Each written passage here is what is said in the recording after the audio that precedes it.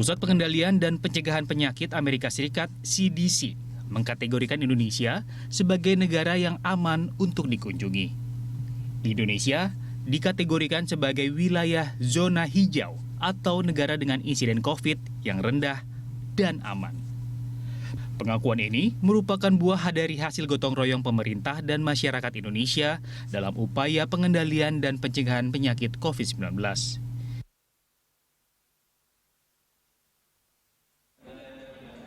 Situasi di Indonesia sangat baik di tingkat nasional maupun provinsi. Secara umum terjadi penurunan tren kasus baru mingguan sebesar 23% dan terjadi penurunan jumlah kematian sebesar 16% dibandingkan dengan pekan sebelumnya.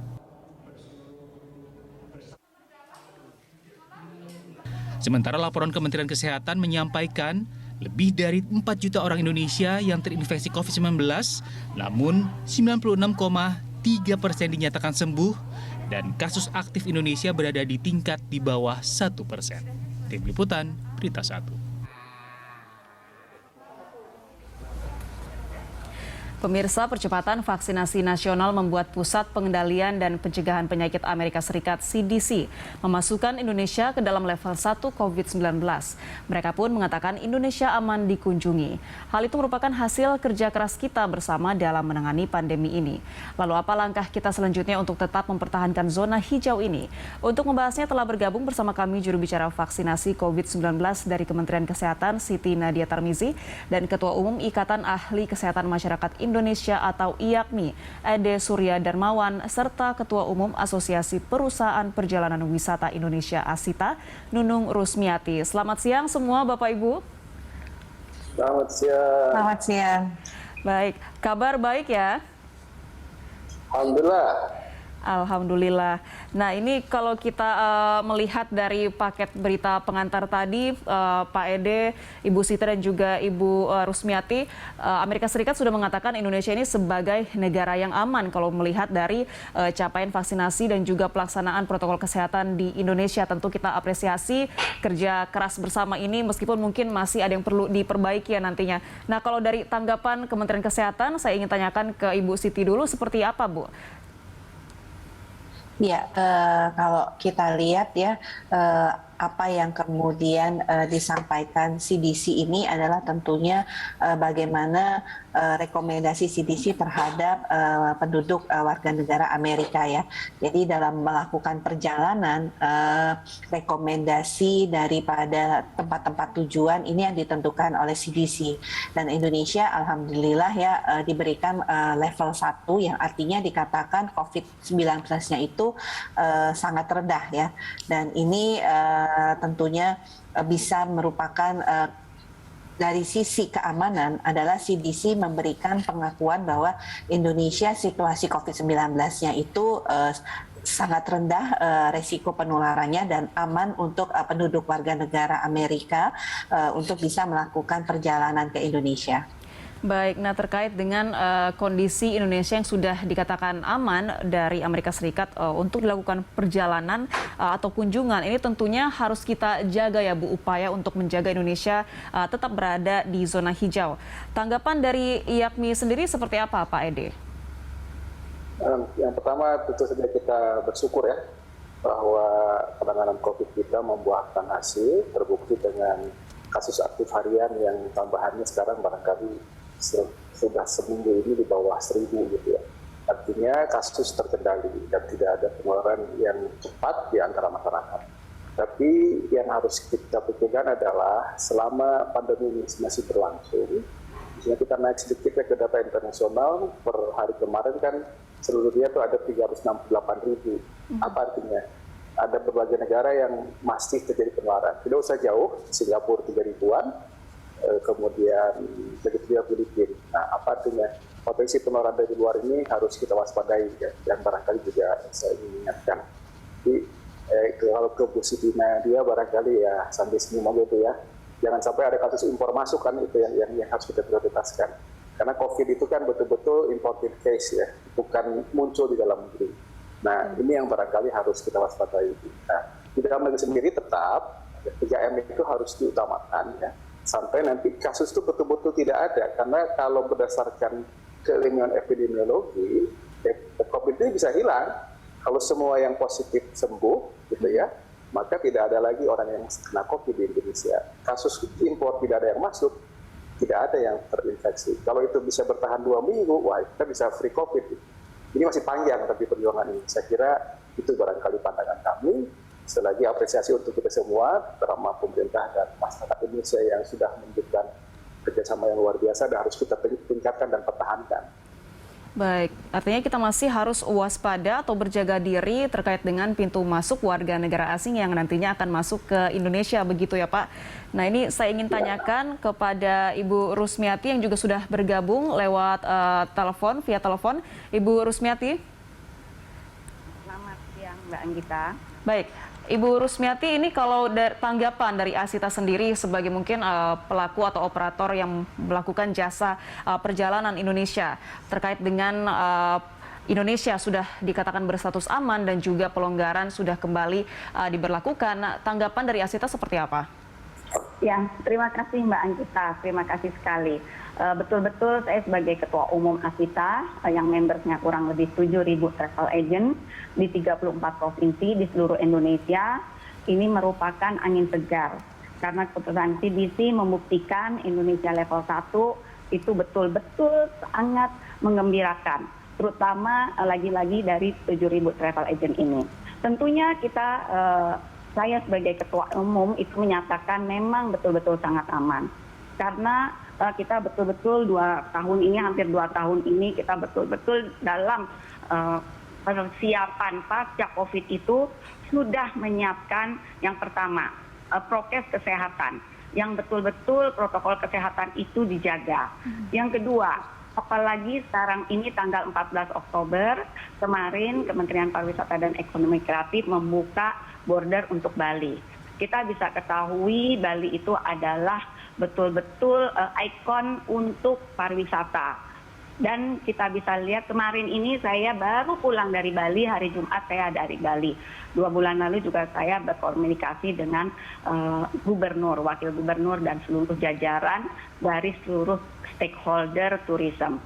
Intinya ini merupakan angin segar dan mudah-mudahan ini bisa kita pahami dan kita laksanakan dengan mudah. Proven dari CDC itu berarti harusnya kita bisa sekarang ini perekonomian khususnya tourism itu bisa berjalan. Karena Mbak Anggita kita bisa ketahui hampir 2 tahun ini anggota Asita itu tidak ada activity, 90% karena memang mengandalkan tourism apalagi di Bali. Dan yang kedua, waktu sebelum ada PPKM, waktu ada itu masih mending ada lokal. Dalam arti ada perjalanan untuk lokal dan itu saya sangat menghargai. Tapi waktu kemarin ada PPKM itu betul-betul kembali down lagi. Nah ini kesempatan kita bagaimana kita untuk menjalankan pariwisata ini dengan segala yang kita sudah usahakan, yaitu dengan prokes. Dan saya jamin, saya sebagai Ketua Umum menjamin sekali kita siap. Apalagi di Bali, sudah hampir 100% itu sudah vaksin. Dan saya juga, namun waktu ini kan sudah dibuka. Kemarin saya tanya, apakah sudah ada wisatawan mancanegara datang? Belum. Jadi memang itu masih ada, harus ada kita diskusikan lagi.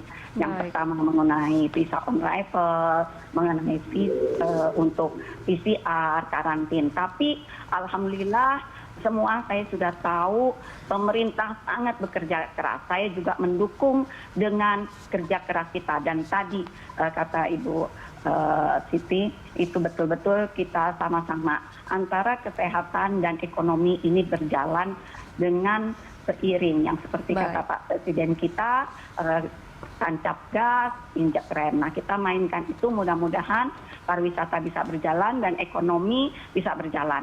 Dan perlu diketahui bahwa pariwisata itu bisa menjadi roda terdepan. Karena kita bisa ketahui sebelum COVID itu mendatangkan devisa nomor 2. Dan itu bisa saya buktikan. Itu adalah kerja keras dari anggota saya travel. Mendatangkan wisatawan asing ke Indonesia. di 34 provinsi. Baik. Jadi Afita itu tugasnya sedikit untuk mempromosikan, membuat paket, kita mempromosikan ke seluruh dunia. Mbak Anita, terima kasih. Baik, kita akan bahas soal ini lebih lanjut, Bu Rusmiati, Pak Ede, dan juga Ibu Siti. Kita akan lanjutkan dialog kita usai jeda. Pemirsa, jangan kemana-mana. Lanjutkan dialog siang kita, saya ingin ke Ibu Siti terlebih dahulu. Ibu Siti, kalau seperti yang dijelaskan oleh Pak Ede sebelumnya, untuk menjaga Indonesia tetap dalam zona hijau ini, selain untuk memperketat atau terus memperketat protokol kesehatan dan juga mengejar tingkat vaksinasi, ini juga tentu harus dicegah imported case masuk di Indonesia. Nah, sejauh ini apakah Indonesia memberlakukan restriksi bagi kedatangan pengunjung dari negara-negara tertentu dan seperti apa pengawasan di pintu masuk WNA ke Indonesia tersebut? Ya, jadi seperti yang disampaikan tadi ya, bahwa memang kita sudah mulai membuka ya pintu masuk untuk Kepulauan Riau atau pelabuhan bandara di Batam dan pelabuhan udara di Bali untuk kemudian menerima wisatawan atau pengunjung ke daerah-daerah ini untuk melakukan wisata. Tidak semua negara tentunya yang kita izinkan untuk masuk langsung melalui pintu masuk negara ini, hanya 19 negara, dan itu juga ditentukan dengan suatu kriteria ya, artinya dia adalah negara-negara dengan angka positivity rate-nya kurang dari 5% dan merupakan negara-negara yang ada pada level PPKM 1 dan 2. Jadi betul-betul juga kita berharap ini berasal dari negara-negara yang memang laju pengendaliannya juga sudah lebih baik. Di sisi lain, pengetatan di pintu masuk negara kita tetap lakukan dengan pemberlakuan hasil pemeriksaan PCR itu harus 3 kali negatif dengan masa karantina 5 hari. Ya, walaupun memang kita ketahui sempat ada keluhan juga ya mengenai lamanya karantina 5 hari. Tapi sampai saat ini kebijakan pemerintah adalah tetap memberlakukan karantina selama 5 hari.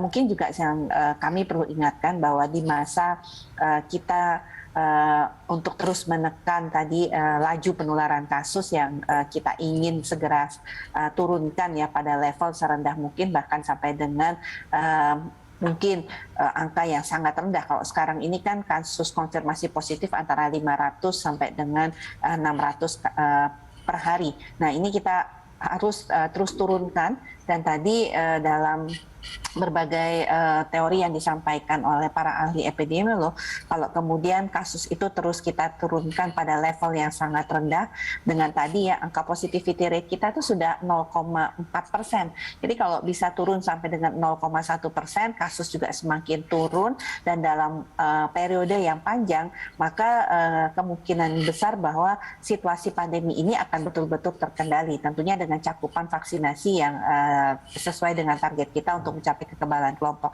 Nah, untuk menuju ke sana ini menjadi penting juga bahwa di tengah hasil yang sudah baik ini, masyarakat harus tetap mendukung protokol kesehatan untuk menuju ke sana, karena tidak mungkin kita bisa menurunkan kasus, memutuskan rantai penularan kalau kemudian masyarakat prokesnya lengah atau abai. Termasuk juga situasi dalam hal pariwisata, kita tentunya dinilai saat ini sudah sangat baik, kita harus pertahankan, dan pada saat kedatangan para wisatawan ini prokes harus betul-betul dijalankan supaya juga tadi potensi adanya virus baru yang masuk ke kita ini juga bisa dicegah. Baik, positivity rate saat ini saya catat tadi sudah 0,4% ya Bu Siti. Saya ingin tanyakan ke Pak Ede. Pak Ede, dengan perkembangan penularan atau tingkat penularan COVID-19 yang saat ini sudah mulai landai, apakah memang sudah bisa dikatakan aman untuk melonggarkan aktivitas masyarakat dan juga membuka pintu masuk WNA di tengah adanya riset yang menunjukkan kita masih punya potensi atau diprediksikan akan terjadi gelombang COVID-19 ketiga jika nantinya lengah kembali? Ini dalam teori ekonomi dikenal istilah the law of diminishing return. Ya. Artinya makin kita menurun tuh makin sulit sebenarnya intervensi. Jadi kecanggihan kita menangkap kasus baru, kemudian juga lab bisa melakukan genome sequencing, itu juga harus dilakukan, termasuk melakukan identifikasi dan pengetatan di bandara tetap dilakukan. Sekarang kita punya policy 5 hari karantina dengan 3 PCR negatif. Itu harus betul-betul ditegakkan. Ya. Jadi tidak boleh ada diskresi, karena begitu satu lolos itu akan repot gitu ya. Ya kalau dulu kan kita tidak seperti itu, sekarang ini harus sangat ketat ya. Nah karena potensi inilah yang sebenarnya muncul. Nah adapun di dalam negeri sejauh ini tidak ada satupun laporan misalnya kasus dalam negeri menular antar warga negara Indonesia atau sesama anggota masyarakat yang kemudian menunjukkan adanya perubahan perilaku virus atau mutasi di dalam Indonesia sendiri. Nah ini yang barangkali harus dicatat. Nah sehingga memang intervensinya menjadi lebih canggih ya, bukan lagi sekedar 3M, tetapi ada dukungan laboratorium yang mesti kuat. Dan memang COVID ini mengingatkan kita harus semua termasuk juga melakukan investasi untuk menguatkan laboratorium dan karantina di entry point ke wilayah Indonesia. Dan ini tentu saja kita sangat mendukung supaya pemerintah juga fokus di sini. Ditambah dengan kemampuan surveillance yang makin bagus ya di seluruh puskesmas di Indonesia. Itu catatan berikutnya supaya kita jangan sampai kecolongan.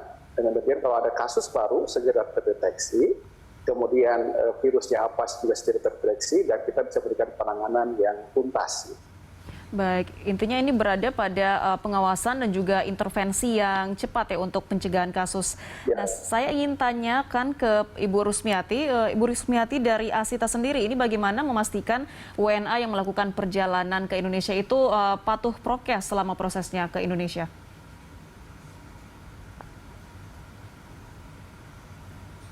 Ibu Rusmiati? Bisa dengar? Baik, silakan Bu. Ya, jadi terima kasih Mbak Anggita. Jadi saya tentunya berterima kasih dengan Ibu Siti dan Pak Ade. Juga saya tadi, lagi-lagi saya sebagai Ketua Umum itu betul-betul sudah menyiapkan prokes kesehatan, protokol kesehatan. Dan ini kita buat protokol kesehatan ini tidak hanya Asita, kita bekerja sama dengan Kementerian Pariwisata, diskusi dalam arti yang cukup panjang dengan gugus tugas, dengan DPR, dengan Bank Indonesia semua. Jadi kita tuh betul-betul siap. Jadi intinya seluruh anggota Asita Travel Agent 7.000 itu siap. Itu yang pertama. Kedua yang tadi saya bilang, memang betul terima kasih itu harus ada PCR yang negatif dan untuk 5 hari karantin. Memang tentunya tadi kata Bu Siti masih ada perdebatan. Dalam arti kenapa ini juga saya masih berusaha keras karena sekarang ini sampai saat ini untuk warga negara asing yang betul-betul datang dari mancanegara itu belum ada. Kemarin saya yang tadi lagi ke sana saya tanya belum ada, hanya paling 1-2 itu pun. Yang ada pun yang sudah tinggal di sini. Tapi yang betul-betul dari sana tuh belum ada. Karena yang pertama karantina 5 hari. Jika misalnya wisatawan Eropa dan Amerika masih mungkin karena dia length of stay-nya itu 2 minggu. Tetapi kalau untuk negara-negara ASEAN yang biasanya dia length of stay-nya itu cuma 5 hari, sudah tidak mungkin. Karena dia punya waktu yang sangat cepat. Ini juga lagi kita diskusikan, mudah-mudahan kita bisa betul-betul pembukaan wisatawan asing untuk turisme itu betul-betul ada yang datang. Baik. Betul tadi hanya 19 negara yang boleh masuk. Beberapa negara tidak ada direct flight. Jadi terutama Eropa dan Amerika harus stop itu di Dubai atau Doha. Jadi itu juga penyebabnya. Jadi ada 19 negara walaupun yang sudah tapi tidak. Nah jadi tadi kalau untuk domestik di sini sangat menarik tapi alhamdulillah untuk domestik waktu pada saat antigen itu betul-betul cukup lumayan. Setelah diadakan langsung PCR itu dropnya sangat drastis. Nah di sini juga saya meminta waktu itu juga kita selalu berdiskusi. Saya meminta harus betul-betul barometer itu dijalankan. Kalau memang Jakarta sudah level 1-2 dan di Bali 1-2, ya sudah itu antigen gitu. Karena kan gubernur sendiri dan seluruh kriteria untuk menjadi level 1-2 itu salah satunya menurut saya kemanapun misalnya ke Batam ketemu gubernurnya, ke Padang ketemu gubernurnya, ke Bali ketemu gubernurnya. Itu semua menyatakan salah satu, saya pengen tahu juga kriterianya, itu adalah sudah vaksin 60%, 70%. Nah kan semua tentunya gubernur itu bekerja keras. Bagaimana supaya vaksin itu di atas 70%, supaya mereka mencapai level 1 atau 2. Nah tolonglah, jadi barometer ini dijalankan. terutama untuk domestik. Kan udah lumayan tuh kalau ada pergerakan antar domestik.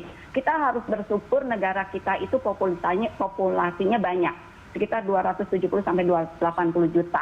Ya, jadi ekonomi kita bisa berjalan gitu loh. Dan yang terakhir, kita juga bisa melihat contoh negara-negara yang tetangga deh, itu Kuala Lumpur. Saya tahu persis Kuala Lumpur itu mulai dari awal lockdown. Dan saya selalu berkomunikasi dengan dubesnya, Malaysian Tourism Board-nya, karena kita harus cari informasi. Nah, itu betul-betul waktu itu satu. Sampai sekarang lockdown, sampai sekarang pun masih tinggi gitu. Hanya sekarang di Langkawi dia baru buka. Itu pun baru seminggu atau 2 minggu yang lalu. Dan kemudian kita bercontoh ke Turki, yang September tahun lalu itu sudah buka. Saya pun pergi ke sana. Pengen tahu juga Desember tahun lalu saya ke sana. Dan sampai sekarang nyaman-nyaman aja. Nah, intinya saya ingin sekali menekankan, saya dari tahun lalu, memang tahun lalu saya betul-betul meyakinkan anggota saya untuk dalam arti sabar. Karena ini betul-betul ada masalah COVID. Tapi sekarang ini 2 tahun. Please lah, saya minta sekali tadi saya menanggung dalam arti berat untuk gimana anggota yang 7.000 ini. Kemarin saya jadi dapat WhatsApp.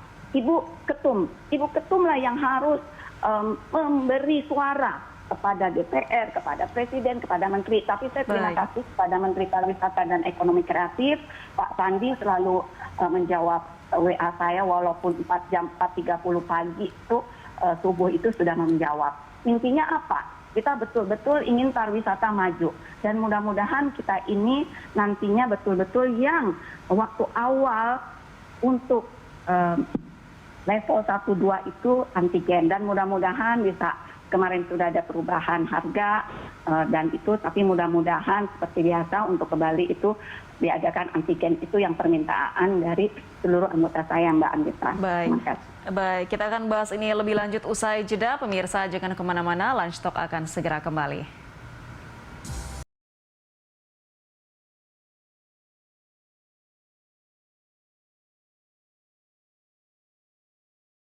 Bersama dengan juru bicara vaksinasi COVID-19 dari Kementerian Kesehatan, Siti Nadia Tarmizi, serta Ketua Umum Ikatan Ahli Kesehatan Masyarakat Indonesia, Ede Surya Darmawan, dan Ketua Umum Asosiasi Perusahaan Perjalanan Indonesia, Nunung Rusmiati.